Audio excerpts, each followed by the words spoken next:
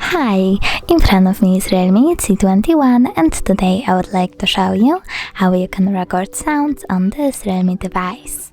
First of all, you need to find folder tools, click on it and choose recorder.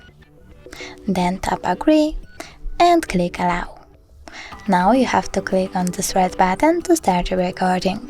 You can pause it and unpause it by clicking at the same button.